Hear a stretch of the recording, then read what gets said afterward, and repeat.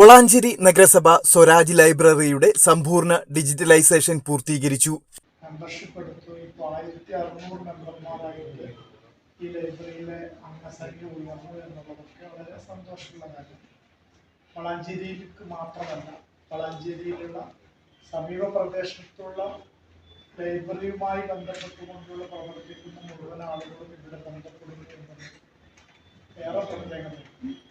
അതിൻ്റെ കൂടെ തന്നെ ഇതൊരു സാംസ്കാരിക കേന്ദ്രമായിട്ട് ഉയർന്നിട്ടുണ്ട്. പുതിയ എഴുത്തുകാർ, വളാഞ്ചേരി സമീപ പ്രദേശത്തുള്ള എഴുത്തുകാർ അവരുടെ പുസ്തകം പ്രകാശനം ചെയ്യുന്നതിനടക്കമുള്ള വേദിയായിട്ട് ഈ ലൈബ്രറിയെ മാറ്റിയിട്ടുണ്ട്.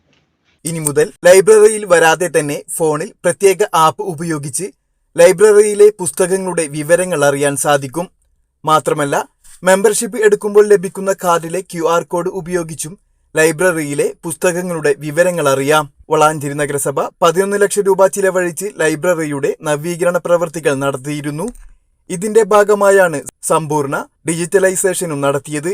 കേരള സ്റ്റാർട്ടപ്പ് മിഷൻ കീഴിൽ പ്രവർത്തിക്കുന്ന ഇൻഫോതിങ്ക് സിസ്റ്റംസ് വികസിപ്പിച്ച ലിപ്കാറ്റ് എന്ന ലൈബ്രറി മാനേജ്മെന്റ് പ്ലാറ്റ്ഫോം ഉപയോഗിച്ചാണ് ലൈബ്രറി ഓട്ടോമേഷൻ നടപ്പിലാക്കിയത്.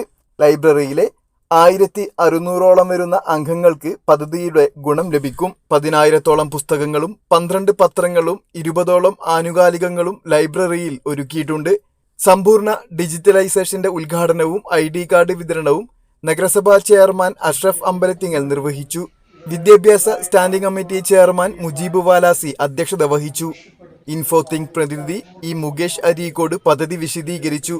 നഗരസഭാ librarian Noorul Abid Nalakath, professor KT Hamsa, KIMS college principal KV Kunhi Muhammad, APJ academy principal Nasar Alukkal, നഗരസഭ CDS chairperson Shiny, MV Shini, CK Ramachandran, Liyakath Ali Pookkatri എന്നിവർ പ്രസംഗിച്ചു.